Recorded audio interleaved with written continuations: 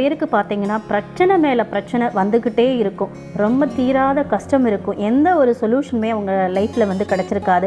அந்த மாதிரி தீராத கஷ்டமாக இருந்தாலும் சரி, தீராத நோயாக இருந்தாலும் சரி, தீராத மனக்கஷ்டம், பணக்கஷ்டம், எப்படிப்பட்ட கஷ்டமாக இருந்தாலும் சரி, அதற்கும் வாராகி அம்மனுடைய ஒரு சிறப்பான வழிபாடு இருக்குது.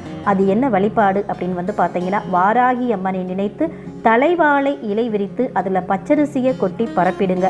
அதுக்கு மேலே ஒரு தேங்காயை உடைச்சி 2 முடிகளாக வச்சு அதில் இலுப்பை எண்ணெய் ஊற்றி சிவப்பு திரி போட்டு தீபம் ஏற்றணும். இந்த பரிகாரத்தை உங்கள் வீட்டு பக்கத்தில் இருக்கக்கூடிய வாராகி அம்மன் கோவில் இருந்தால் அங்கே போய் செய்யலாம்.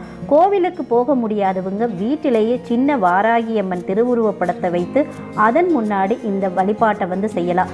எப்படிப்பட்ட கஷ்டமாக இருந்தாலும் சரி, அந்த கஷ்டம் கூடிய விரைவில் நீங்கிறத நீங்கள் கண்கூடாக பார்க்க முடியும். இந்த பரிகாரத்தை எப்போ பண்ணணும் அப்படின்னு பார்த்தீங்கன்னா, செவ்வாய்க்கிழமை வரக்கூடிய